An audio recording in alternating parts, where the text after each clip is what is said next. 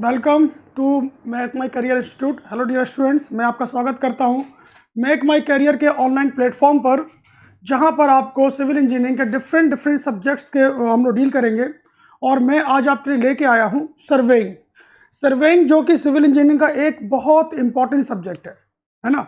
जैसे कि आप जानते हैं कि अगर आप एग्ज़ाम की प्रिपरेशन कर रहे होते हैं, एसएससी जेई की या फिर यूपी ट्रिपल एससी या यूपी पीएससी एई की या अदर स्टेट के एई जेई एग्ज़ाम्स, जैसे कि डीएफसीसीआईएल भी है, यूपी आरविनल भी है, इन सारे एग्ज़ाम्स में डियर आपको ये बात क्लियर है कि ये जो सब्जेक्ट है सर्वेइंग, ये अपने आप में एक बहुत इंपॉर्टेंट रोल प्ले करता है ना। और इसका वेटेज बहुत ज़्यादा है। तो मैं क्या करूँगा आपको कि इस सब्जेक्ट के लिए आपको एकदम बेसिक से एकदम हाई लेवल तक, जैसे कि आप जानते हैं कि स्टूडेंट्स जो होते हैं यहाँ पर वो हर तरह के होते हैं, ऐसे जो अभी सेकेंड ईयर में है डिप्लोमा या बीई में या बीटेक में, या फिर जो पास आउट हो चुके हैं उनके लिए भी, या जो 1-2 साल कोचिंग कर भी चुके हैं, या जिनके प्री और मेंस भी निकले हुए हैं। तो मैं इस सब्जेक्ट को हर एक स्टूडेंट के लेवल से स्टार्ट करूंगा, मतलब बेसिक से स्टार्ट करूंगा, जिसे कुछ भी नहीं आता या जिसे बहुत कुछ भी आता, उसके लिए बहुत कुछ नया मिलेगा, है ना। तो चलो स्टार्ट करते हैं हम लोग सर्वेइंग को। और सर्वेइंग में आपको मैं सबसे पहले ये बताऊंगा कि कैसे आपको ये सब्जेक्ट डील करना है ना, कैसे इसको स्टडी करनी है, कैसे पढ़ना है इसको, क्यों पढ़ना, आखिरकार पढ़ना क्यों है इसको, क्या इसका इतना इंपॉर्टेंस है, क्या इसके बिना काम नहीं चल सकता है तो कितना चल सकता है। क्योंकि अगर आपको स्कोर लीड करना है, अगर आपको टॉप में आना है एग्जाम में, आपको स्कोरिंग को एकदम अपना अच्छा स्कोर करना है मार्क्स को, तो डेफिनेटली आप इसको छोड़ नहीं सकते, फिर आपको पढ़ना ही पड़ेगा इसको, है ना। तो देखिए, जब मैं बात करता हूं आपको कि इंपॉर्टेंस ऑफ दिस सब्जेक्ट, इसकी इंपॉर्टेंस क्या है, मतलब इंपॉर्टेंस इन द सेंस मैं बात करूं कि वेटेज कितना है। तो स्टूडेंट जो सिविल इंजीनियरिंग के होते हैं वो डिफरेंट एग्जाम्स को देते हैं। जैसे कि फर्स्ट ऑफ ऑल मैं बात करूं, आप जेई एग्जाम्स की बात करते हैं, जेई एग्जाम्स की बात करेंगे तो यहां पर एक सेक्शन होगा जो सिर्फ और सिर्फ डिप्लोमा होल्डर्स के लिए होगा, मतलब वो जेई एग्जाम्स जो सिर्फ डिप्लोमा स्टूडेंट ही देते हैं, है ना, उनके लिए सर्वे का हमें स्टडी कैसे करनी है। फिर एक जेई एग्जाम्स ऐसे भी हैं जहां पर diploma as well as degree holder दोनों ही यहां पर इस एग्जाम में एलिजिबल होते हैं। ऐसे एग्जाम भी होते हैं, जैसे आपको मालूम है ऐसा एग्जाम कौन सा है, एसएससी जेई। और ऐसा एग्जाम कौन सा आपका, जैसे कि अभी आपका ये जो एग्जाम है यूपी ट्रिपल एससी, ये एग्जाम में सिर्फ क्या डिप्लोमा एलिजिबल होते हैं जेई के लिए। तो यहां पर सर्वे को डील कैसे करना है ये अलग बताऊंगा मैं आपको, कि किस से आप सब्जेक्ट को एकदम से लपेट नहीं सकते, आपको हर एग्जाम के लिए किस लेवल तक पढ़ना है, कितना पढ़ना, ये अच्छे से पता होना चाहिए, है ना। फिर बात करते हैं आप ए एग्जाम्स की। तो ए में आप यूपी हो गया, एमपी हो गया, जनरली लोग राजस्थान, और अब तो स्टूडेंट्स तेलंगाना, आंध्र प्रदेश, छत्तीसगढ़, कर्नाटक दूर भी जाते हैं। तो अपन इन 3 स्टेट और अदर स्टेट के साथ जोड़ेंगे कि एई के सेक्शन में सर्वे का क्या इंपॉर्टेंस रोल है ना। तो आप देखिए, सर्वे जो है, एक तो जेई और एई एग्जाम्स की बात हो रही है यहां पर। अब स्टूडेंट इसके बाद कहां पे आता है, मूव करता है। लोग यहां पर जो डिग्री होल्डर है वो गेट को भी देते हैं, है ना। तो गेट में कैसे क्वेश्चंस आएंगे, किस लेवल के आएंगे, और उसमें हमें स्टडी किस तरह करनी है। साथ में लोग यहां पर आईईएस के एग्जाम भी देते हैं। तो यहां पर सर्वे को किस तरह डील करना है, पहली बात तो मैं जो पढ़ाऊंगा सर्वे आपको, तो ये सारे सेक्शन में आप बहुत अच्छे से इसको यूज कर सकते हैं, डील कर सकते हैं, और हर जगह पर आप अपने जीरो टू हायर लेवल तक पहुंच सकते हैं यहां से। ऐसा नहीं कि सिर्फ जेई भर के लिए है या एई भर के लिए है, सब्जेक्ट कोई भी जेई एई का नहीं होता, बस आपको फॉर्मेट, आपको पैटर्न पकड़ना आना चाहिए कि उस पर्टिकुलर एग्जाम में क्वेश्चन कैसे आते हैं। जैसे कि आप बात करें यहाँ पर जेई में, तो जेई सेक्शन में क्या आता है, फैक्ट। क्या आता है, फैक्ट। जस्ट आपसे कोई इंस्ट्रूमेंट के बारे में पूछ लेगा कि इंस्ट्रूमेंट का क्या रोल है, क्या किसके लिए यूज करते हैं, है ना, ये फैक्ट आते हैं। एई में अगर आप सेक्शन में एंट्री करेंगे तो यहां पर आपको न्यूमेरिकल्स भी मिलेंगे, कंपास के, लेवलिंग के न्यूमेरिकल्स भी मिल जाएंगे आपको। और आप जानते हैं कि डिप्लोमा जो होल्डर होते हैं उनके में जो सर्वे 2 के नाम से फेमस है ना, एरियल सर्वे की बात करें हम लोग, तो वो सेक्शन आपके सिलेबस में नहीं होता। तो जो पर्टिकुलर आप जेई सेक्शन, जेई एग्जाम्स को फोकस कर रहे होंगे, उस सेक्शन में आप एरियल सर्वे को कम डील करिए। लेकिन जैसे ही आप मूव करेंगे ए सेक्शन में, तो आपको मालूम है कि डिग्री होल्डर में सिलेबस में अच्छे खासा सर्वे 2 होता है, जीपीएस जीआईएस अच्छा खासा होता है, और यहाँ पर जीपीएस जीआईएस के बारे में, रिमोट सेंसिंग के बारे में आपको बहुत अच्छे से डील करना पड़ेगा। तो डेफिनेटली यहाँ से क्वेश्चन आएंगे यही वाले में। और जब बात करेंगे आप गेट और ईएस में, तो यहाँ पर आपको एक हायर लेवल में स्टडी करना होगा। ठीक है, तो हम स्टार्ट करते हैं सर्वे क्या है। और ऑन एवरेज बात करूँ मैं आपको यहाँ पर, तो जेई और ए के लिए आप कह सकते हैं 10+ एसएससी जेई यूपी ट्रिपल में 10+ क्वेश्चन आते ही आते हैं। और यूपी की बात करें हम लोग, तो यहाँ पर आप 2 पेपर होते हैं, पेपर 1 एंड पेपर 2। और इस पेपर 2 में आपको सर्वे मिलेगी आपको, और इस सर्वे में यहाँ पर आप 25+ तक के क्वेश्चंस भी आपके ऑब्जेक्टिव में आते हैं। सिमिलरली गेट का भी है, गेट में आपको यहाँ पे 4 से 5 क्वेश्चन होंगे जो कि आपके 8-10 नंबर में सर्वे आती है। सिमिलरली आपके 20-25 नंबर में आपके ईएस में आती है। तो ये एक अच्छा खासा वेटेज है जिसको आप इग्नोर नहीं कर सकते।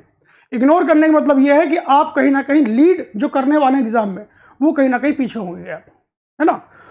तो स्टार्ट करें कि क्या है सर्वे, और एकदम बेसिक से, जैसे आता है उससे अच्छी बात है, जैसे नहीं आता है उसके लिए और भी अच्छी बात है। ठीक है, दोनों तरह सीखना आपको। तो स्टार्ट करते हैं कि सर्वे क्या है, क्यों सर्वे करना है, सर्वे की परिभाषा क्या है, सर्वे का यूज़ क्या है, कैसे करते हैं, और क्या क्या कंटेंट इसके अंदर होते हैं, है ना। तो किसी भी सब्जेक्ट को स्टडी करने के पहले आपको जरूरी है कि आपको सबसे पहले उसकी परिभाषा, उसके बारे में पता होना चाहिए कि वो सब्जेक्ट किसके लिए पढ़ाया जा रहा है और क्यों पढ़ाया जा रहा है ना। तो चलो स्टार्ट करते हैं। तो जब बात करते हैं हम लोग सर्वे को स्टार्ट करने के लिए, तो सर्वे को स्टार्ट करने के लिए आपको फंडामेंटल कॉन्सेप्ट तो क्लियर होने चाहिए। ये जो फंडामेंटल कॉन्सेप्ट है ना, ये कम से कम आपको 1 या 2 लेक्चर में लेके चलूंगा। एक लेक्चर ये है, इसके बाद लेक्चर जो है वो कॉन्सेप्ट और डेफिनेशन ही होंगी। जब तक कॉन्सेप्ट और डेफिनेशन क्लियर नहीं है आपका, तब तक आपको बाकी की चीज़ें समझ में कम आएंगी, है ना। तो स्टार्ट करते हैं कि व्हाट इज सर्वेइंग। अगर आपसे कोई क्वेश्चन मार्क करता है कि सर्वे क्या है, व्हाट इज सर्वेइंग, तो देखिए मैं यहाँ पे जो क्लास लेके चलूंगा बाइलिंगुअल रहेगी। जनरल डिप्लोमा होल्डर जो होते हैं वो हिंदी में थोड़ा प्रेफर करते हैं, लेकिन जितनी कोशिश मेरी हो सकेगी उतनी कोशिश करूंगा मैं कि एक डिप्लोमा होल्डर स्टूडेंट्स को भी समझ में अच्छे से आए। तो आपने इसको सर्वेक्षण के नाम से स्टडी किया होगा कि सर्वेक्षण क्या होता है, सर्वेक्षण के नाम से आपने इसको पढ़ा भी है। तो देखिए क्या होता है कि जैसे आप कोई भी प्रोजेक्ट स्टार्ट करते हैं, जैसे कि आपने मान लीजिए हाईवे स्टार्ट किया, ब्रिज स्टार्ट किया, रेलवे, कैनाल, सिविल इंजीनियरिंग में एक डिपार्टमेंट थोड़ी ना है ना, बहुत सारे डिपार्टमेंट है, बहुत सारे काम है। कोई भी काम स्टार्ट करने से पहले आपको जरूरी है कि आप उस जगह जहां पर वो प्रोजेक्ट आप बनाने वाले हैं वहां का सर्वे करें, सर्वेक्षण करें। सर्वेक्षण में क्या करें, पता करें कि वहां पर जमीन कैसी है, ऊबड़ खाबड़ है, गहराई कितनी है, तालाब, नदी, आसपास क्या क्या है, मतलब टोटल सर्वेक्षण करना कि जहां पर आप प्रोजेक्ट बनाने वाले हैं क्या वो पॉसिबल है, क्या वहां बन सकता है वो चीज़। अगर बन सकता है तो हमें क्या क्या चीज़ इंप्रूवमेंट करनी पड़ेगी, क्योंकि आप एक बात अच्छी तरह जानते हैं कि जो हमारी अर्थ सरफेस है, जो हमारा अर्थ सरफेस है, या जो हमारा जहां पर प्रोजेक्ट बनाने वाले हैं वो समतल नहीं है, वो कैसा है, ऊबड़ खाबड़ है, वो अंडुलेशन है। कैसा है, अंडुलेशन, अंडुलेशन है ना, मतलब ऊबड़ खाबड़ है। और ऊबड़ खाबड़ जगह में कभी भी आप कोई भी प्रोजेक्ट स्टार्ट नहीं कर सकते। इसलिए आपको सबसे पहले क्या करना पड़ेगा, वहाँ के लेवल्स को चेक करना पड़ेगा। तो कैसे चेक करेंगे, क्या है, ये सब स्टडी करते हैं, ठीक है ना। तो सर्वे की जो बेसिक डेफिनेशन है, चाहे आप कोई भी किताब उठा लीजिएगा, ऑलमोस्ट यही डेफिनेशन आपको मिलने वाली है, लेकिन इसको समझने के लिए तरीके अलग अलग हो सकते हैं। तो सर्वे की डेफिनेशन क्या है कि surveying is the art of determining relative position. देखिए आप इस चीज को देखिएगा, यहां पे कुछ वर्ड है, अगर ये वर्ड ना आए तो डेफिनेशन पूरी क्या है, अधूरी हो जाती है। That is relative position. तो रिलेटिव पोजीशन फाइंड आउट करना कहां पर, ऑन पर, ऊपर और नीचे, मतलब ऑन, अबव और बीनीथ दी अर्थ सरफेस। अर्थ सरफेस के ऊपर, नीचे और उस पर हमें क्या करना है, रिलेटिव पोजीशन फाइंड आउट करना है, ठीक है। किसके द्वारा फाइंड आउट करेंगे, by means of direct, indirect measurement. Direct मतलब आप प्रत्यक्ष रूप से या अप्रत्यक्ष रूप से मेजरमेंट करेंगे, नाप करेंगे। किसके द्वारा नाप करेंगे आप, किसका नाप करेंगे, दूरी का, दिशा का और ऊंचाई का, डिस्टेंस, डायरेक्शन एंड एलिवेशन। अभी मैं जितने पॉइंट लिखे मैंने यहाँ पे हर एक चीज़ को डिस्क्राइब अच्छे से करूँगा। बेसिक डेफिनेशन यही है। सर्वे का मतलब डेफिनेशन में ये होता है कि रिलेटिव पोजीशन फाइंड आउट करना। अभी क्या होता है रिलेटिव पोजीशन, कैसे फाइंड आउट करते हैं, क्या है डायरेक्ट इनडायरेक्ट मेजरमेंट, कैसे डिस्टेंस, डायरेक्शन और एलिवेशन को फाइंड आउट करते हैं। ठीक है, तो हम लोग देखते हैं कि कैसे इसको समझते हैं। थोड़ा सा देखिए, अब मैं बताता हूं आपको। यहां पे एक वर्ड जो आ रहा है that is relative position. Relative position, ये रिलेटिव पोजीशन की बात हो रही है। इसमें देखिए, समझिए इसको। अब मान लीजिए कि पॉइंट आपके पास एक पॉइंट ए है, ठीक है, और इस पॉइंट पर आपको building, canal, irrigation, dam, XYZ कोई कंस्ट्रक्शन करना है। ठीक है, तो इस पॉइंट से ये पॉइंट जो बी है, इसकी दूरी क्या है, x किलोमीटर। ये फाइंड आउट करना ही क्या है, रिलेटिव पोजीशन। सापेक्ष मतलब ए पॉइंट के सापेक्ष बी की दूरी कितनी है, ये फाइंड आउट करना ही क्या होता है, रिलेटिव पोजीशन फाइंड आउट करना होता है। यह इसकी सापेक्ष स्थिति दिखाता है कि ये पॉइंट इससे कितना दूरी पर है। फिर अगर आप बात करते हैं, ये नॉर्थ डायरेक्शन है और इसको अगर आप ईस्ट मान लेते हैं, पूरब है, क्योंकि आप जानते हैं कि बिना नॉर्थ, ईस्ट और जो कोऑर्डिनेट सिस्टम है इसके बिना आप कोई भी सर्वे कंप्लीट नहीं कर सकते। तो हमने माना कि उत्तर दिशा कहाँ पर आपकी, ये वाली। तो इस पॉइंट ए से पॉइंट सी का कोण कितना बनना है, कितने एंगल पे है, डिस्टेंस जो आपने देखा x किलोमीटर है, तो आखिर का डायरेक्शन कितना है, 20 डिग्री नॉर्थ ईस्ट। ये फाइंड आउट करना कि पॉइंट ए से पॉइंट सी की डायरेक्शन क्या है। हो सकता है पॉइंट ए से आप यहां फाइंड आउट कर रहे हो, ये आपका साउथ हो गया, इस पॉइंट पर पॉइंट डी है, तो यहां पर एंगल कितना होगा, अल्फा। ये फाइंड आउट करना भी क्या है आपका, एंगल, डायरेक्शन फाइंड आउट करना। This is also relative position कि पॉइंट ए के सापेक्ष में पॉइंट डी की डायरेक्शन क्या है, दूरी क्या है, ये फाइंड आउट करना। जब बात करते हैं कि एलिवेशन जो लिखा है उसमें मैंने, तो एलिवेशन क्या होता है, पॉइंट ए से सरफेस हमारा ऐसा है और ये पॉइंट ई है आपका, तो इस पॉइंट ई का इस पॉइंट ए से एलिवेशन क्या है, मतलब डिफरेंस इन हाइट। एलिवेशन को सिर्फ ये समझिए कि एलिवेशन मतलब क्या होता है, एलिवेशन मतलब होता है डिफरेंस इन हाइट।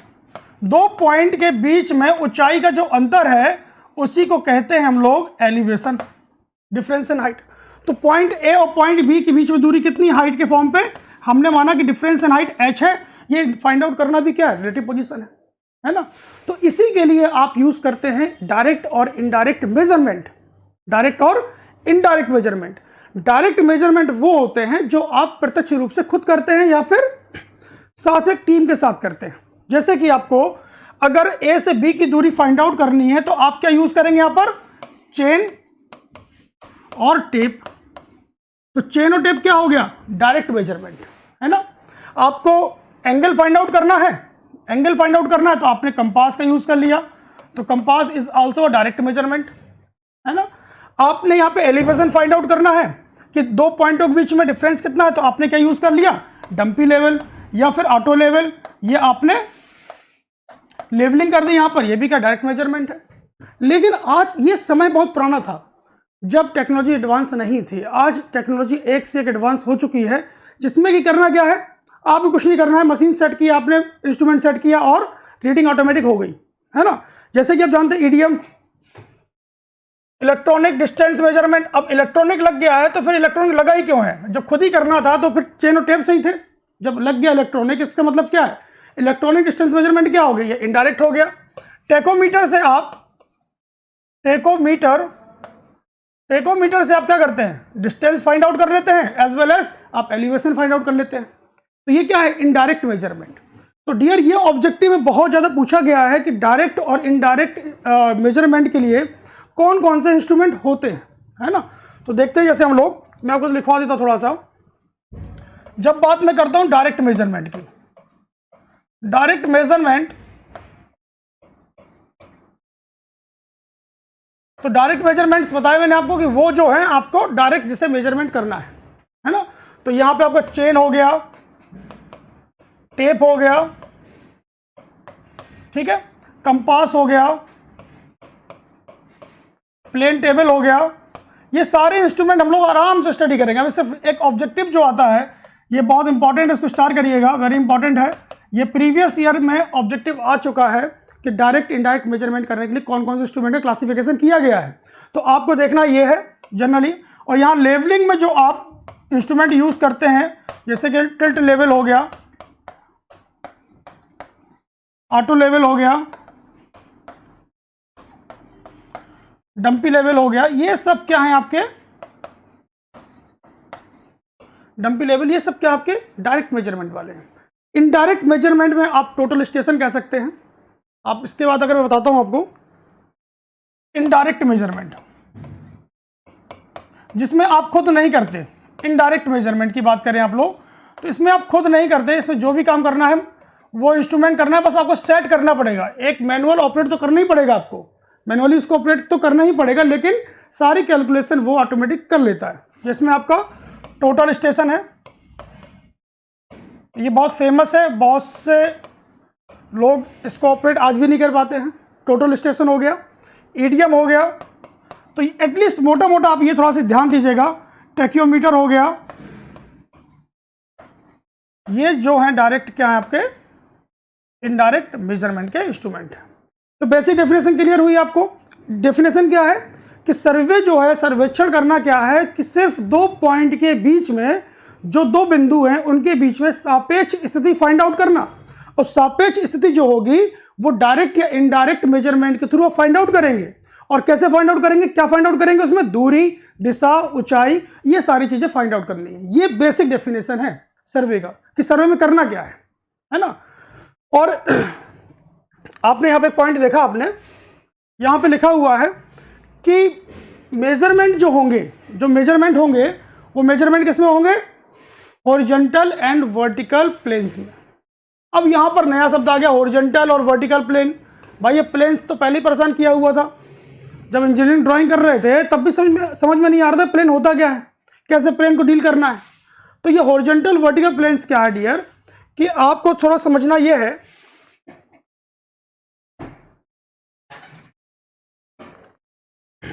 देखिए हॉरिजॉन्टल वर्टिकल प्लेन क्या करना है आपको, मैं हल्का सा बताता हूं। यहां पर देखिए आप जानते हैं कि दो है एक्स और वाई, ये दो हमारी एक्सिस होती है ना। ये हमारी दो क्या होती है, एक्सिस। आप किसी को मेजर किसी को माइनर कह सकते हैं, जो बड़ी होगी मेजर होगी और जो छोटी होगी माइनर होगी।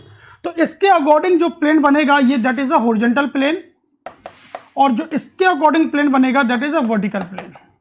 तो आपको जो मेजरमेंट करने हैं वो हॉरिजॉन्टल और वर्टिकल प्लेन में ही करने हैं। पूरे सर्वे में आपको हॉरिजॉन्टल और वर्टिकल प्लेन्स में ही आपको क्या करना है, मेजरमेंट करना है। यहां पर कोई भी जेड एक्सिस के अलोंग मेजरमेंट अभी नहीं करना है, क्योंकि ये it is a part of field astronomy. जो फील्ड एस्ट्रोनॉमी है, जो खगोल शास्त्र के बारे में बात करते हैं हम लोग, खगोल में जिसके बारे में पढ़ते हैं, चांद सितारों के बारे में जो बात करते हैं, सेलेस्टियल बॉडीज जो होते हैं, सूर्य, चंद्रमा, पृथ्वी, इन सब की जो स्टडी करते हैं वो कहीं ना कहीं जेड प्लेन पे होती है।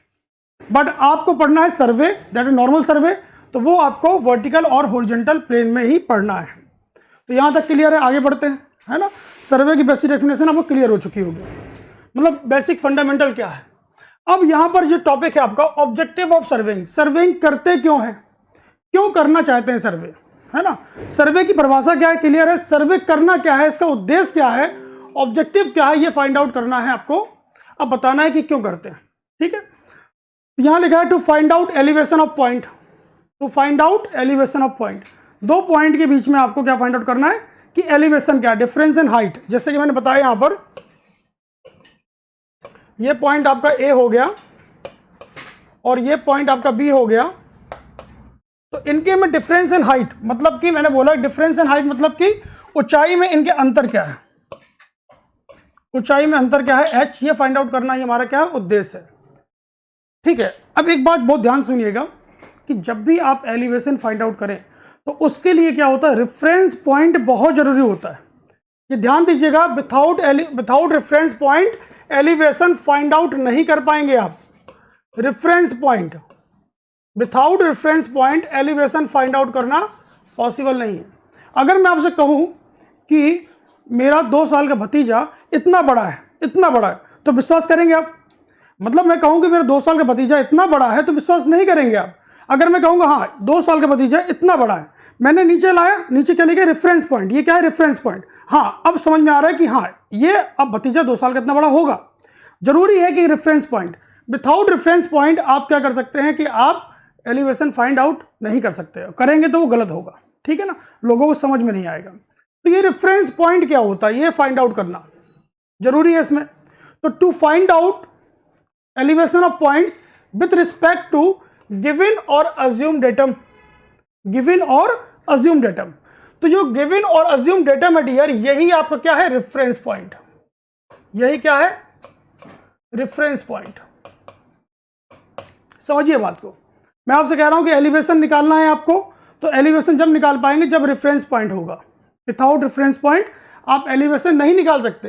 तो एलिवेशन निकालने के लिए रेफरेंस पॉइंट बहुत जरूरी है, और जो रेफरेंस पॉइंट होता है वही क्या होता है, विथ रिस्पेक्ट टू गिवन और अज्यूम डेटम, डेटम को ही रेफरेंस पॉइंट कहा जाता है। अब डेटम एक वर्ड आया यहां पर, ये जो कि नया वर्ड है आपके लिए, कि डेटम क्या होता है। देखिए डेटम समझाता हूं मैं आपको कि व्हाट इज डेटम। ये डेटम क्या है, इसको समझते हैं व्हाट इज डेटम, है ना। देखिए मान लीजिए ये हमारी क्या है, अर्थ सरफेस, ये क्या हमारी अर्थ सरफेस, ठीक है। इसी अर्थ सरफेस में मान लीजिए पॉइंट ये ए है, और एक यहां पर ऐसे एक चोटी बनी हुई है जिसे हमने बोला माउंट एवरेस्ट, माउंट एवरेस्ट। तो माउंट एवरेस्ट की ऊंचाई कितनी है, आप जानते हैं 8850 मीटर, है ना। कई जगह 8848 मीटर ही मिलती है, लेकिन अब वो कई जगह करेक्शन होकर 8850 मीटर मिलती है ना। तो क्या ये जो माउंट एवरेस्ट की ऊंचाई है, क्या ये नेपाल के काठमांडू से है, नेपाल जो कंट्री है वहाँ के जो काठमांडू जो देश है, जो काठमांडू जगह है जो, तो क्या ये काठमांडू से है, आपको ये बताना है। क्या इस पहाड़ की ऊंचाई नेपाल के काठमांडू से 8850 मीटर है, या फिर ये ऊंचाई इसकी, ये ऊंचाई कहाँ से है, समुद्र तल से, मीन सी लेवल, क्या मीन सी लेवल से है। तो डियर जो भी जितनी भी एलिवेशन लिए जाते हैं वो रेफरेंस पॉइंट से लिए जाते हैं, और रेफरेंस पॉइंट क्या होता है, मीन सी लेवल, समुद्र तल से ऊंचाई। मीन सी लेवल क्या होता है, मीन सी लेवल होता है आपका समुद्र तल से ऊंचाई। आप देखिए mean sea level find out करना हो आपको, तो आप कोई भी रेलवे स्टेशन जाइएगा जहां पे लिखा होता है एंट्री और एग्जिट पॉइंट पे कि ये आपका स्टेशन आ चुका है, उसके नीचे छोटा सा लिखा रहेगा मीन सी लेवल, समुद्र तल से ऊंचाई। जैसे कि आप दिल्ली का, इलाहाबाद का, कानपुर का, इंदौर का, भोपाल का, या फिर अदर जगह आप कभी घूमने जाएं तो डेफिनेटली स्टेशन के नीचे बोर्ड पर लिखा रहता है समुद्र तल से ऊंचाई। इसका मतलब उस स्टेशन की ऊंचाई समुद्र तल से उतने मीटर ऊपर है ना। सिमिलरली माउंट एवरेस्ट कितना है, 8850 मीटर, ठीक है। सिमिलरली हम जानते हैं कि वर्ल्ड का सबसे जो गहरा पॉइंट है, ट्रेंच जिसे कहते हैं, गर्त कहते हैं, जिसे क्या कहते हैं, ट्रेंच। ट्रेंच मतलब क्या होता है, गर्त। जो गर्त है वो कौन सा है, मेरियाना ट्रेंच, है ना, पैसिफिक ओशियन में है। पैसिफिक ओशियन में आप देखते हैं यहाँ पर एक ट्रेंच है आपका, दैट इज, इसे बोलते हैं मेरियाना, मेरियाना ट्रेंच। इसकी बताइए एलिवेशन कितना है, इसका एलिवेशन है अप्रोक्सीमेट 11 किलोमीटर। कितना है, अप्रोक्सीमेट 11 किलोमीटर। तो ये 11 किलोमीटर कहाँ से है, ये 11 किलोमीटर की गहराई आपने कहाँ से नापी है, ये यहाँ से मीन सी लेवल से इस पॉइंट की दूरी कितनी है, 11 किलोमीटर। ये नहीं कि माउंट एवरेस्ट से मेजर कर रहे हैं, तो आपको जरूरी है एक मीन सी लेवल, एक रेफरेंस पॉइंट लेना। जब आप ये नोट कर लीजिएगा इसको ध्यान से, कि जब आप नोट कर लीजिए इसको, नोट में बहुत ध्यान से रखिएगा कि जब कभी भी आप रेफरेंस पॉइंट को मीन सी लेवल मानते हैं, है ना, जब आप मीन सी लेवल को रेफरेंस पॉइंट लेते हैं उसी को हम लोग डेटम कहते हैं। क्या कहते हैं, डेटम। अगर डेटम वर्ड लिखा गया है, अगर डेटम वर्ड कहीं लिखा गया सर्वे की किसी भी लाइन पर, तो समझ जाइएगा कि उस पॉइंट का जो ऊंचाई है, जो एलिवेशन है, वो समुद्र तल से ली गई है, वो मीन सी लेवल से ली गई है ना। डेटम तभी यूज करेंगे। डेटम से कोई पॉइंट अगर बनाते हैं हम लोग, थोड़ा समझिएगा और इसको देखिएगा।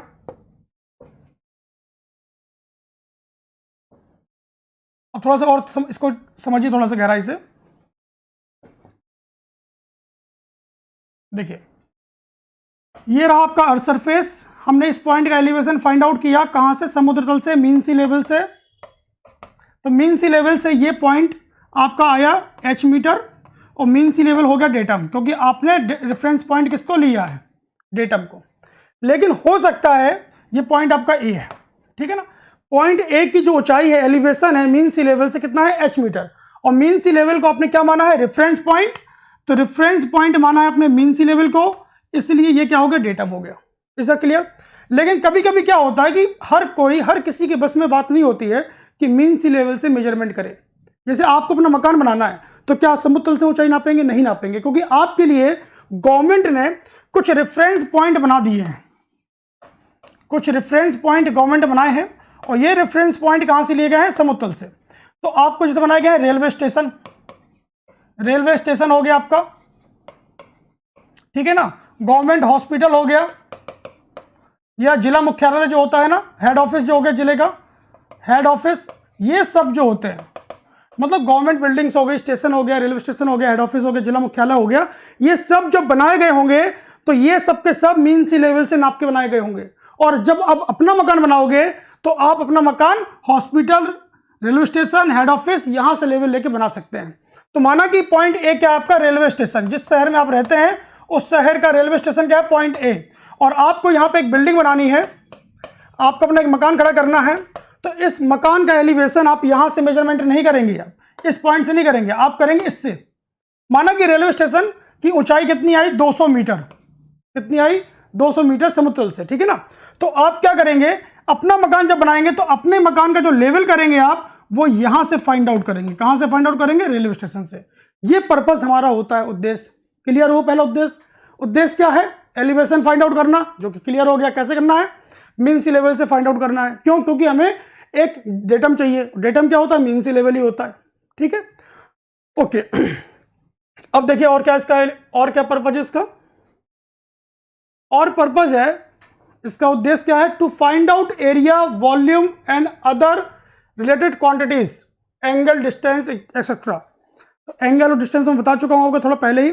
अब यहां देखिए, जब किसी चीज की आपको एरिया फाइंड आउट करना हो, वॉल्यूम फाइंड आउट करना हो, तो कैसे फाइंड आउट करेंगे, है ना।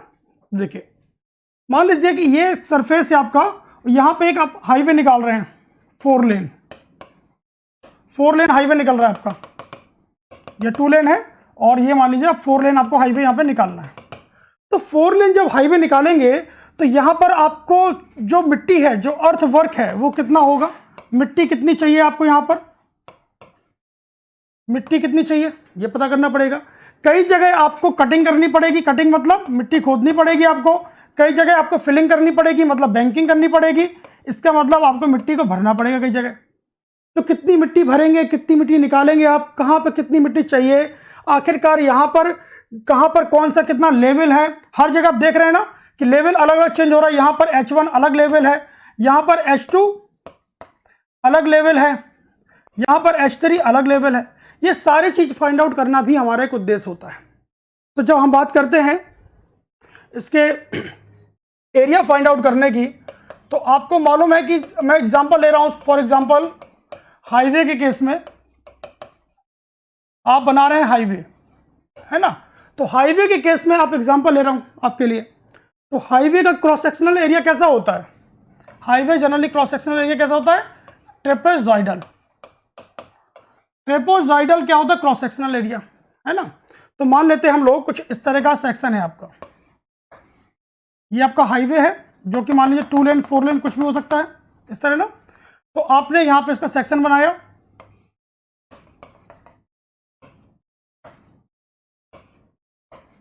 ये देखिए, ये रहा आपका इसका सेक्शन। इस तरह का हाईवे होगा आपका, जिसमें क्या होगा, इसकी चौड़ाई होगी, इसे क्या बोलते हैं, फॉर्मेशन विड्थ। ये हो गया 20 का, जहां पे आपकी गाड़ी चलेगी, एक तरफ गाड़ी यहां जाएगी, एक तरफ गाड़ी यहां से आएगी। तो ये हो गया इसका, ये इसकी क्या होगा, गहराई, डेप्थ D। ये क्या होगा, इसके साइड स्लोप 1, साइड स्लोप। तो आप डेफिनेटली आराम से आप क्या कर सकते हैं कि आप फाइंड आउट कर सकते हैं एरिया। एरिया कैसे निकालेंगे इसका, ये आपका B हो गया, ये B हो गया, ये आपकी गहराई हो गई D, ये side slope S/1, side slope होते हैं ना 2:1, साइड तो ढाल देनी पड़ेगी आपको। इस केस में क्या निकल के आएगा, ये SD, ये भी क्या निकल के आएगा, SD। तो आप एरिया फाइंड आउट कर सकते हैं BD प्लस SD²। ये cross sectional area find out कर लिया सर्वे से। ये सब कुछ सिखाऊंगा मैं आपको, बस समझना भी ये है कि हमारा पर्पज भी ये होता है सर्वे का, है ना। आपको मालूम है कि हाईवे की लेंथ भी होगी कुछ किलोमीटर में, ये लेंथ L है, और अगर एरिया में मल्टीप्लाई कर दें आप, एरिया इंटू लेंथ क्या होता है, वॉल्यूम, है ना।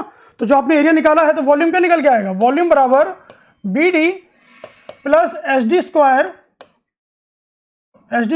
इंटू लेंथ, ये वॉल्यूम निकल आया। तो ये हमारा ऑब्जेक्टिव है, ये भी हमें करना होगा सर्वे में। ऐसा नहीं सर्वे से पढ़ लिया ऊपर सर्वे होती है, सर्वे ये रट लिया। हर सर्वे को अगर आप देखें तो बेसिक सब्जेक्ट है ये। अगर आपको ये सब्जेक्ट नहीं आता तो डेफिनेटली आप एज ए इंजीनियर आप किसी साइट में कोई काम करा ही नहीं सकते, ठीक है। आप टेस्टिंग में जा सकते हो, कुछ कर सकते हो, लेकिन सर्वे अगर फील्ड में उतरोगे तो फील्ड में आने के लिए एज ए इंजीनियर जब बनोगे आप, सरकारी इंजीनियर भी बनोगे, गवर्नमेंट प्राइवेट इंजीनियर बनोगे, आपको ये सब्जेक्ट को डील करना आना ही चाहिए, ये तो तय है, ठीक है। आगे देखते हैं। टू प्रिपेयर प्लान और मैप, प्लान और मैप बनाने के लिए भी हमें क्या करना पड़ता है, सर्वे का यूज करना पड़ता है, ठीक है ना। To prepare plan and map showing ground feature. अब देखिए क्या है कि आप प्लान और मैप के जानते होंगे, बताता हूं अच्छे से आपको। प्लान और मैप एक अलग अलग चीज होती है। जब आप छोटे एरिया की बात करते हैं, स्मॉल एरिया की बात करते हैं, जैसे अपनी बिल्डिंग हो गई, ब्रिज हो गया, या फिर छोटा सा आपका मोहल्ला हो गया, ये इस तरह के एरिया जब बनाते हैं आप, तो आप कोई कॉलोनी काट रहे होते हैं, तो आप यूज करते हैं प्लान के बारे में। लेकिन जब कोई देश की बात करें आप, राज्य की बात करें आप, ये बहुत बड़े खेतों का एरिया जो होगा, तो आपको मैप यूज करना पड़ेगा। तो सिंपल सा डेफिनेशन क्या होता है कि प्लान जो होता है वो आप कह सकते हैं कि स्मॉल एरिया का है, प्लान जो होता है स्मॉल एरिया का होता है, और जो मैप होता है ये किसका होता है, लार्ज एरिया का होता है, ठीक है। और ग्राउंड फीचर मतलब मैप का यूज क्या करते हैं, जैसा ग्राउंड में दिख रहा है वैसा ही हमको हमारे मैप में दिखना चाहिए, क्योंकि आप ग्राउंड को हर जगह लेके नहीं जा सकते ना भाई। अपने ऑफिस के अंदर ला सकते हैं क्या किसी ग्राउंड को, आप कहीं डैम बना रहे हो तो क्या वो डैम की जगह आप ऑफिस में ला सकते हैं, तो आप ऑफिस में लाए बिना कैसे काम करोगे उसको, with the help of plan and map, ठीक है ना। तो प्लान और मैप को बनाने के लिए भी हमें क्या करना होता है, हमको सर्वे का बहुत इंपॉर्टेंट रोल प्ले है। अब क्या है प्लान और मैप, तो ये डियर वेरी इंपॉर्टेंट है, वेरी इंपॉर्टेंट है ये। और इससे एग्जाम में एसएससी, जेई, एई, गेट हर जगह पर कहीं ना कहीं न्यूमेरिकल्स और कॉन्सेप्चुअल क्वेश्चन आते ही आते हैं। प्लान क्या है, मैप क्या, ऐसे क्वेश्चन आने ही आने हैं आपको। तो कुछ ध्यान दीजिएगा, मैंने बताया कि प्लान क्या है, the graphical representation of ground is called a plan if scale is large. एक बात ध्यान देना, इसको स्केल लार्ज होगी तब हम बोलेंगे प्लान, और जब स्केल आपकी छोटी होगी तो आप बोलेंगे क्या, मैप। ग्राफिकल रिप्रेजेंटेशन मतलब होता है कि जैसा ग्राउंड है वैसा उसको ग्राफ में या पेपर में या किसी कॉपी में उतार दिया जाए विद द हेल्प ऑफ किसके, स्केल, ठीक है ना। तो स्केल कैसी होगी, लार्ज। अब ये लार्ज क्या होती है, स्मॉल क्या होती है, स्केल मैं बताऊंगा आपको, ठीक है ना। अभी सिर्फ ये समझिए कि स्केल क्या है, लार्ज है, और स्केल क्या है, स्मॉल है। अगर स्मॉल स्केल है तो आप उसे मैप कहेंगे। ये ऑब्जेक्टिव जेई में कई बार आ चुका है, ध्यान दीजिएगा। मैप के लिए हमेशा स्मॉल स्केल का यूज करते हैं और प्लान के लिए हमेशा लार्ज स्केल का यूज करते हैं, ठीक है। स्केल अगर आपकी 1 सेंटीमीटर बराबर 10 मीटर है तो आप बोलेंगे उसको क्या है, वो स्केल आपकी लार्ज है। अगर 1 सेंटीमीटर बराबर 100 मीटर है या 100 मीटर से ज्यादा है तो आप बोलेंगे स्केल क्या आपकी छोटी है, ठीक है। अब यहां पर थोड़ा समझिए इस बात को, देखिए स्केल, देखिए क्या होता है। स्केल को आप समझिए पहले, क्योंकि बिना स्केल के आप इसको समझ नहीं पा रहे हैं। तो स्केल क्या है, स्केल को आप कह सकते हैं कि एक ये अनुपात है, कि रेशियो है। It is a fixed ratio, ये एक फिक्स अनुपात है किसका, जो दूरी आपकी मैप पर है और जो दूरी आपकी ग्राउंड पर है। तो आप कह सकते हैं स्केल क्या है, रेशियो है, अनुपात है किसका, डिस्टेंस ऑन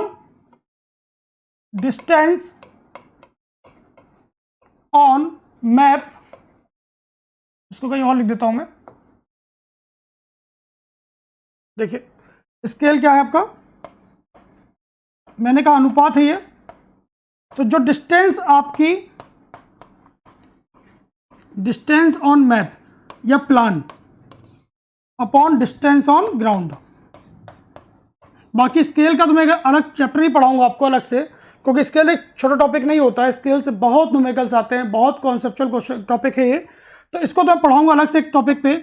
बस अभी ये जो आ गया है कि ये स्केल के बारे में थोड़ा सा, तो जो डिस्टेंस मैप में है वही डिस्टेंस ग्राउंड पर है, इसका अनुपात जो होता है वो स्केल होता है। मानिए कि आपकी कॉपी पे एक छोटा सा पेज है, आप एक पेज ले लेते हैं, मानिए पेज है आपका, इस पेज में आपने लिखा कि 1 सेंटीमीटर, कितना लिखा आपने 1 सेंटीमीटर, और ये 1 सेंटीमीटर ग्राउंड में कितना है 10 मीटर के बराबर में है।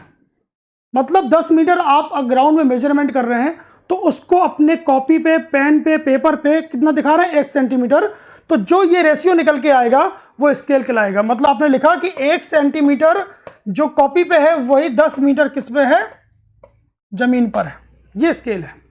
तो अगर स्केल आपकी इस लिमिट तक रहती है कि कब तक, 1 से लेकर 10 तक, 1 सेंटीमीटर बराबर 10 मीटर, या आप कह सकते हैं 10 मीटर से कम, 1 सेंटीमीटर बराबर 2 मीटर, 5 मीटर, 8 मीटर, 10 मीटर। अगर यहां तक ये रेंज रहती है तो आप इसे स्केल को लार्ज ही मानिए। और ये स्केल कहाँ यूज होती है, बिल्डिंग्स के लिए, ब्रिज के लिए। आप जो सर्वे करेंगे, आप जो जनरली आपने अपने कॉलेज टाइम पे, डिप्लोमा होल्डर्स जब आप अपने कॉलेज में रहे, डिग्री रहे, जब आपने ये सर्वे पढ़ा होगा, जब आप कॉलेज में चेन लेके जा रहे थे फील्ड में, या कंपास से जो कर रहे थे आप, जो लेवल से कर रहे थे, वो सब के सब क्या थे, प्लान के लिए थे, ठीक है ना, मैप के लिए नहीं थे। क्योंकि वहाँ स्केल आपकी हमेशा, आपने ध्यान नहीं दिया होगा, बट जो आपकी स्केल थी हमेशा ये लार्ज ही थी। लेकिन जब आपका 1 सेंटीमीटर बराबर 100 मीटर, इससे ज़्यादा हो जाए, मतलब कहने का है कि 1 सेंटीमीटर बराबर आपका ये 5 किलोमीटर भी अगर हो जाए, तो ये स्केल आपकी क्या होगी, स्मॉल होगी। स्मॉल होगी या लार्ज होगी, ये डिपेंड करता है, जब मैं आगे पढ़ाऊंगा RF फैक्टर पे, RF फैक्टर निकालना सिखाऊंगा, तो अभी सिर्फ इतना समझिएगा कि स्केल आपकी छोटी या बड़ी है। तो ये ऑब्जेक्टिव गलत मत करिए, बिल्कुल गलत मत करिएगा। प्लान के लिए लार्ज स्केल और मैप के लिए स्मॉल स्केल यूज होती है। यहाँ पर मैं लिमिट लिख दी है, अगर 1 सेंटीमीटर से 10 मीटर या इससे कम तक है तो स्मॉल स्केल, लार्ज स्केल कहलाएगी। 1 सेंटीमीटर से 100 मीटर ऐसे ज़्यादा है तो वो स्केल अभी क्या कहलाएगी, लार्ज स्केल कहलाएगी। ठीक है, ध्यान दीजिएगा प्लान पे, मैं आगे प्लान दिखाऊंगा आपको। प्लान जो होता है इसमें सिर्फ हॉरिजॉन्टल डिस्टेंस एंड डायरेक्शन दिखाए जाते हैं। Plan on a plan generally horizontal distance and direction are shown. ठीक है, यहाँ पे सिर्फ क्या होता है, हॉरिजॉन्टल डिस्टेंस, दूरी कितनी है एक्स वाई की, और उसकी डायरेक्शन क्या है, ये ही प्लान होता है आपका। लेकिन जब मैप की बात करते हैं आप, तो मैप के लिए आपको वर्टिकल डिस्टेंस भी दिखानी पड़ती है। वर्टिकल डिस्टेंस क्या होती है, vertical distance is known as elevation. Vertical distance क्या कहलाती है, एलिवेशन। आपको ऊंचाई भी दिखाई नहीं पड़ती। ये बेसिक डिफरेंस है मैप और प्लान में। अगर आपसे कोई पूछे बताइए अंतर क्या है, तो अंतर तो आपका एक दिखाया स्केल का, लार्ज और छोटी बड़ी का। दूसरा अंतर यह है कि प्लान पे सिर्फ हॉरिजॉन्टल डिस्टेंस और डायरेक्शन ही शो कर सकते हैं आप, लेकिन यहां पर वर्टिकल डिस्टेंस मतलब ऊंचाई भी दर्शा सकते हैं। कहां पर, मैप पे। ठीक है, जैसे एग्जांपल दिया है, मैप क्या होगा, तो मैंने बताया मैप जो होता है कहां, लार्ज एरिया के लिए होता है। स्केल स्मॉल होती है, स्केल जो होती है वो स्मॉल होती है। बिना स्केल के आप मेजरमेंट नहीं कर सकते ना, क्योंकि आप उस जगह को, उस साइट को जहां पे आप कुछ बना रहे हैं, उसको ऑफिस में नहीं ला सकते। उसकी स्टडी करने के लिए आपको जरूरी है कि आपको स्केल का यूज करना पड़ेगा, उसको ड्रॉ करना पड़ेगा, और ड्रॉ करने के बाद आपकी स्केल क्या होगी, स्मॉल मैप में, लेकिन एरिया क्या होगा, लार्ज। ठीक है, लेकिन यहां पर एरिया क्या होगा, स्मॉल एरिया होगा। क्या होगा, एरिया क्या होगा, स्मॉल एरिया होगा। स्मॉल एरिया होने पर आप क्या जानते हैं, बिल्डिंग का प्लान, अगर बिल्डिंग के प्लान की बात करें, ब्रिज की बात करें, डैम की बात करें, कैनाल की बात करें, ये सब के सब क्या होते हैं, प्लान होते हैं। प्लान हमेशा स्मॉल एरिया के लिए यूज किया जाता है। ठीक है, बेसिक कॉन्सेप्ट लगाना। कभी ये 2 एग्जांपल दिए हुए हैं, और भी एग्जांपल हो सकते हैं। आपकी कॉलोनी हो सकती है, सीवर लाइन हो सकती है, ठीक है ना, सीवर सिस्टम हो सकता है। देखिए कैनाल, ब्रिज, इरिगेशन, ये सारे क्या होते हैं आपके, ये सब के सब स्मॉल एरिया में आते हैं। और जब आप बात करते हैं कि आपको उत्तर प्रदेश का निकालना है, उत्तर प्रदेश का सर्वे करना है पूरा, तो वो फिर प्लान नहीं होगा। जब सर्वे करना है उत्तर प्रदेश का, तो वो आएगा मैप में। सर्वे करना इंडिया का तो आएगा मैप में। सर्वे करना गुजरात का तो आना है मैप पे। ठीक है, जब बड़े एरिया का आप यूज करते हैं तो it is consider in map. Basic clear हुआ व्हाट इज प्लान और मैप। प्लान और मैप के लिए सर्वे करना है, ये बात क्लियर हो चुकी है। ऑब्जेक्टिव हमारा, उद्देश्य हमारा सर्वे का। सर्वे का उद्देश्य क्या है, प्लान और मैप। प्लान और मैप होते क्या है, ये पॉइंट क्लियर हो चुका आपका। अब आगे बढ़ते हैं। देखिए ये रहा प्लान ऑफ बिल्डिंग, ठीक है ना। जब प्लान ऑफ बिल्डिंग की बात करें तो आपको दिखता है कि बेडरूम हो गया, ड्राइंग रूम है, डाइनिंग हॉल है, पूजा मतलब रूम हो, किचन हो गया। तो यहां पर सिर्फ क्या है, यहां पर इसको आपने सिर्फ हॉरिजॉन्टल डिस्टेंस दिखाया है, हॉरिजॉन्टल डिस्टेंस ही दिखाई है यहां पर। तो क्या कहीं पे आपने ये शो किया है क्या कि ये पूजा रूम जो है 3 मीटर ऊंचा है? नहीं लिखा ना। आपने क्या लिखा है, एक्स और वाई 6 गुणा 7, है ना। आप जनरली क्या लिखते हैं, 4/3 मीटर, मतलब एक कमरा आपका 4/3 मीटर का है। क्या ऊंचाई लिखते हैं यहां पर? हम नहीं लिखते प्लान में ऊंचाई, कि हमारा बेडरूम जो है वो 3.3 मीटर इसकी हाइट है। ये चीज लिखी है कि यहां पर नहीं लिखी है। इसलिए ध्यान देना कि प्लान पे सिर्फ और सिर्फ क्या होता है, हॉरिजॉन्टल डिस्टेंस ही होते हैं कि कमरा कितना लंबा चौड़ा है या जगह कितनी लंबी चौड़ी है, ऊंचाई यहां नहीं आती, ठीक है ना। सिमिलरली ये प्लान किसका, ब्रिज का है। आप देख रहे हैं यहाँ पे ब्रिज बना हुआ है, एक पिलर आपका ये हो गया, एक पिलर आपका यहाँ पर है। तो ये जो पिलर यहाँ बने हुए हैं पूरे ब्रिज का, तो इसी प्रकार यहाँ पर भी जो डायमेंशन मिलेंगे आपको सिर्फ क्या मिलेंगे, एक्स और वाई में, यहाँ जेड की बात नहीं होती, ठीक है। तो ये प्लान है आपका बिल्डिंग का और ये प्लान है आपका ब्रिज का। जनरली मैंने दिया सेक्शन दिया यहाँ पर, तो आपको सिर्फ ये समझना जो डायमेंशंस दिए रहेंगे यहाँ पर, ये सर्वे करने के बाद मेरे बनाएंगे आप। और ड्राइंग तो आपने की होगी बेहतरीन, मुझे पता है कि जो डिप्लोमा और बीटेक वाले होते हैं वो ड्राइंग बहुत अच्छी करते हैं।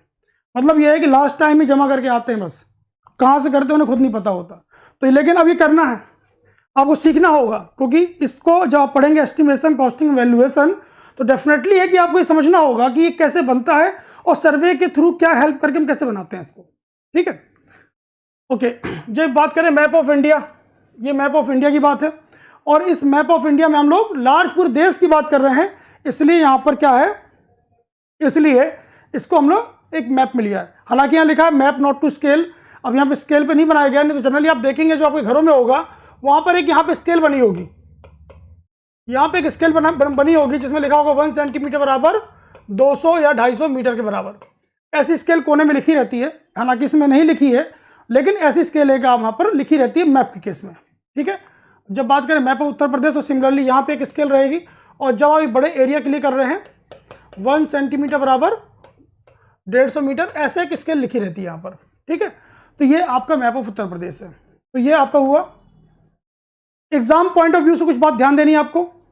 एग्जाम पॉइंट ऑफ व्यू से मैप के बारे में ये पूछे गए हैं बहुत, देखो मैंने स्पेशल लिखवाया है, स्पेशल पॉइंट डाला हुआ है कि एग्जाम में क्वेश्चन आ चुके हैं, इसलिए आपको इनको नोट करना है। और बेहतर है कि जो मैंने पीपीटी बनाई है, जो पढ़ा रहा हूं आपको, आप उसको बेहतरीन तरीके से नोट डाउन करिए, अपने एक नोट्स बनाइए, और इन फर्दर अगर आपको कोई दिक्कत आती है तो आप मुझसे कांटेक्ट कर सकते हैं। आपको मेरा नंबर यहाँ से मेक माई करियर से प्रोवाइड हो जाएगा। तो सर्वे में कोई भी डाउट अगर आता है तो आप उससे पूछ सकते हैं।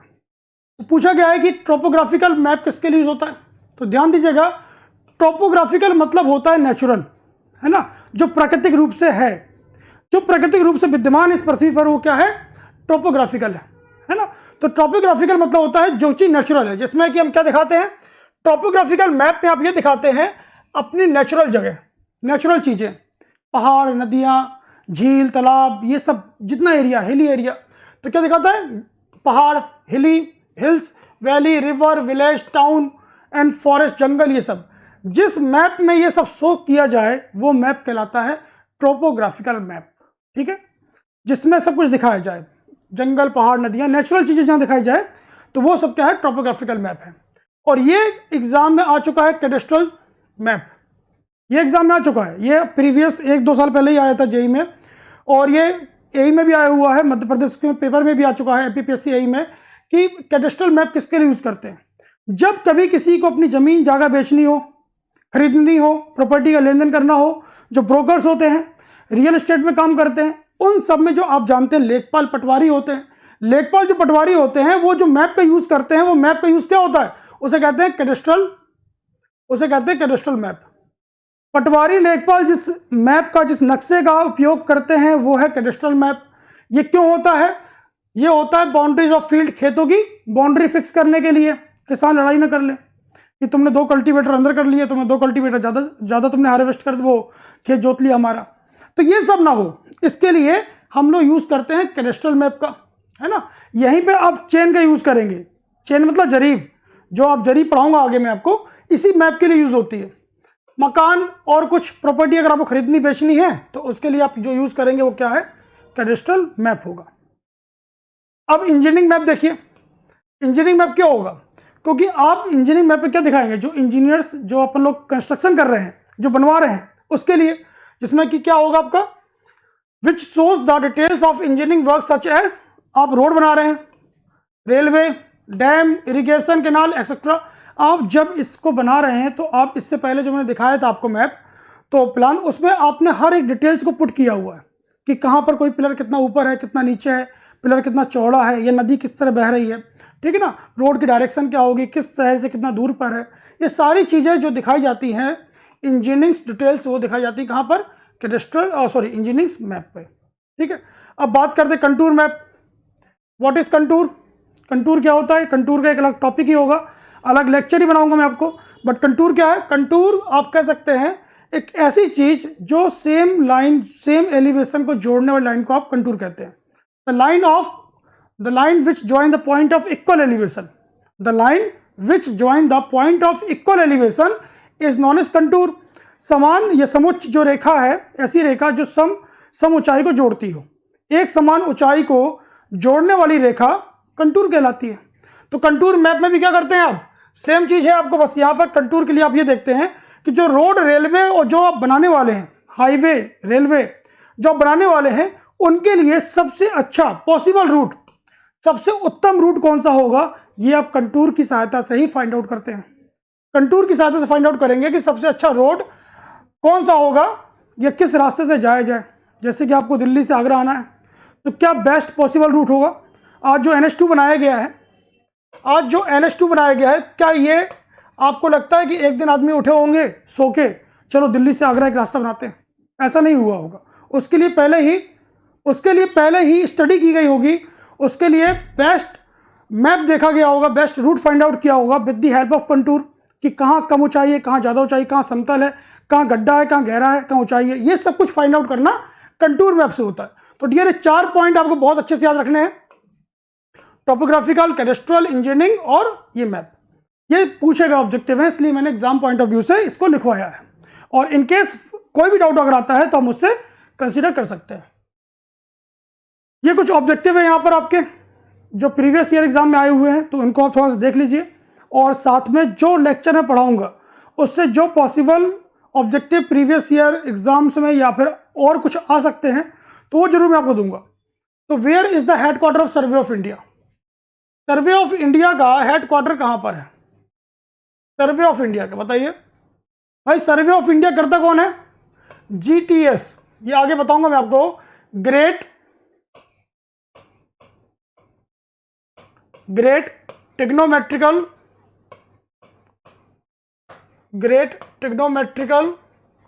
सर्वे, ये इसका फुल फॉर्म भी एग्जाम में आ चुका है, सर्वे ऑफ इंडिया। इसका डियर हेडक्वार्टर जो है वो कहां पर है, देहरादून। ध्यान दीजिएगा, कहां पर है, देहरादून। और आई थिंक ये 10 अप्रैल 1807, मतलब ये ध्यान दीजिएगा कि ये सर्वे ऑफ इंडिया डिपार्टमेंट 1807 के आसपास कहीं ना कहीं ये डिपार्टमेंट एस्टेब्लिश किया गया था, बनाया गया था। ये ऑब्जेक्टिव पर आता है कि सर्वे पढ़ रहे हैं आप, इसका हेडक्वार्टर ही नहीं पता आपको, तो गलत बात है ना, पता होना चाहिए। सर्वे ऑफ इंडिया हेडक्वार्टर देहरादून। सब हेडक्वार्टर हर जगह है, आपके लखनऊ में भी होगा, राजधानी में, भोपाल में भी होगा, जयपुर में भी होगा। सब हेडक्वार्टर आपके अलग अलग हो सकते हैं, बट हेडक्वार्टर ऑफ इंडिया की बात करें हम लोग, सर्वे ऑफ इंडिया की बात करें तो देहरादून है। इसके बाद what is the full form of GTS, लीजिए बता दिया, मैं पहले बताया आपको GTS का फुल फॉर्म क्या होता है। GTS का फुल फॉर्म है great trigonometrical survey of India, मतलब सिर्फ ग्रेट टिग्नोमेट्रिकल सर्वे, ठीक है ना, GTS। कई लोग क्या ट्रावर्स मार के आएंगे क्योंकि ये भी सर्वे का पार्ट है, सिस्टम मार के आएंगे ये भी सर्वे का पार्ट है, ये सब के सब क्या होंगे, गलत हो जाएंगे। कई लोग थ्योडलाइट मार के आएंगे क्योंकि ये भी सर्वे, जिन्हें पता नहीं है तो यही मार के आएंगे, जिन्हें पता है वही सही करके आएगा। इसलिए इसको बेहतरीन तरीके से आपको पढ़ना है। Which is the perfect scale for plan, लीजिए प्लान के लिए आपको स्केल बतानी है, तो आपको प्लान के लिए स्केल क्या होनी चाहिए आपकी, लार्ज, ये पता है आपको।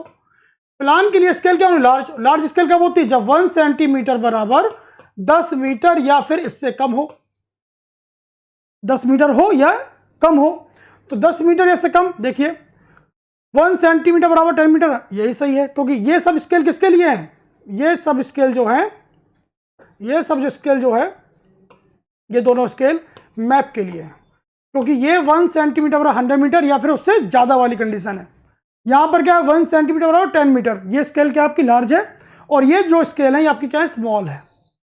और स्मॉल स्केल हम लोग यूज़ नहीं करते प्लान पे, क्या यूज़ करते हैं, लार्ज स्केल।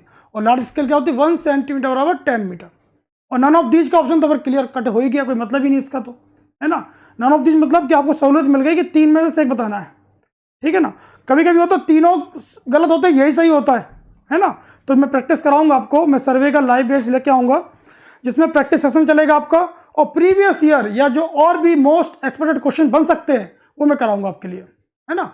अब देखिए, ये बेहतरीन क्वेश्चन है। मीन सी लेवल बताइए आपको, MSL मतलब होता है मीन सी लेवल। क्या होता है, mean sea level. Mean sea level दिया गया है प्रयागराज स्टेशन का, कितना दिया गया है, मान लीजिए ये पॉइंट आपका ए है प्रयागराज स्टेशन, ये दिया है 3.1680 मीटर, ये है आपका एलिवेशन समुद्र तल से। और ये पॉइंट बी है जो कि दिया गया है दिल्ली रेलवे स्टेशन का मीन सी लेवल। आपको दो जगह का मीन सी लेवल दिया है, mean sea level of Prayagraj railway station 31680, और ये दिया गया है दिल्ली का। ये दिल्ली कितना दिया गया है आपको, 214.42 मीटर। ऐसे न्यूमेरिकल्स आपके एग्जाम्स में आते हैं। ये दो आपको मिल गए, और यहां कहीं पे दिया गया है mean sea level. Mean sea level से जो ये ऊंचाई है ये है 316.80 मीटर, और ये जो ऊंचाई है मीन सी लेवल से ये है 214.42 मीटर, ठीक है। अब आपको ये बताना है, फाइंड आउट करना है difference in elevation between these two railway station. आपको ये फाइंड आउट करना है कि इन दो रेलवे स्टेशन के बीच में ऊंचाई में क्या अंतर है। मतलब आपको यहां से ये फाइंड आउट करना है, ये h निकालना है। तो मेरे ख्याल से आप h निकाल लेंगे, दो स्टेशन के बीच में क्या अंतर आ रहा है ना। कई बार एग्जाम में क्या करता है कि आपको मीन सी लेवल दे देगा पहले से ही। ये मीन सी लेवल क्या हो, जनरली कितना होगा, 0 मीटर। हमेशा ध्यान देना, मीन सी लेवल जो होता है उसकी ऊंचाई कितनी होती है, 0 मीटर, ठीक है ना, फिक्स है। तो 0 मीटर दे देगा, कभी कभी ये निकालेगा से ये निकालेगा, तो आप इसको डिफरेंस माइनस करके आप क्या कर सकते हैं, h निकाल सकते हैं। और h बराबर क्या होगा, दोनों के अंतर में कितना आएगा, 316.80 माइनस 214.42, और ये आपका, इसको सॉल्व कर लेंगे आप, तो इसका आंसर आएगा 103.38 मीटर, ठीक है। अब इसको माइनस कर देखिएगा, ये काम आपका है, और ये आंसर इसका कितना है, 103.38 मीटर। निकालते कैसे हैं ये समझिए। मीन सी लेवल दिया 1 का, 2 का, स्टेशन आपका प्रयागराज है, ये दिल्ली है आपका, दोनों का MSL दिया हुआ है, दोनों डिफरेंस पूछ सकता है, ऐसे ऑब्जेक्टिव एग्जाम में आ सकते हैं, ठीक है डियर। तो आपने देखा सर्वे का पहला लेक्चर था ये, जस्ट अ फंडामेंटल कॉन्सेप्ट, कैसे पढ़ना है इसको। जो मैंने आज से कुछ नहीं पढ़ाया आपको, सिर्फ ऑब्जेक्टिव क्या है सर्वे का और फंडामेंटल डेफिनेशन क्या है सर्वे की, ये है आपके लिए। कल में जो नेक्स्ट लेक्चर होगा मेरा, इसके बाद जो नेक्स्ट लेक्चर आएगा वो सिर्फ basic definition used in surveying. जब तक आप परिभाषा, आप कॉन्सेप्ट से सही तरीके से डील नहीं कर पाएंगे तो आप फिर नहीं, आप उसको डीप नहीं जा पाएंगे। आप जरूरी है, मतलब आपको तैरना आना चाहिए पहले। जब तैरना आता है तो पीछे समुद्र में तैरें आप, चाहे तालाब में तैरें, चाहे नदी में तैरें, लेकिन तैरना जरूरी है पहले। अगर मैं आपको गहराई पे लेके जाना चाहता हूँ तो पहले यह है कि आपको कॉन्सेप्ट पता होना चाहिए। और ये लेक्चर हर स्टूडेंट्स के लिए होगा, ये एकदम बेसिक है। जिन्हें लगता है कि हमें मुझे बहुत कुछ आता है, ये लेक्चर तो ऐसे ही है, तो वो थोड़ा वेट करें, आगे धीरे धीरे लेवल को हम लोग इंक्रीज करेंगे, ठीक है। Okay dear, thank you so much. और अपना जो भी है कंसंट्रेशन स्टडी पे अच्छे से लगा के रखिए, प्रॉपर नोट्स बनाइए, and thank you so much.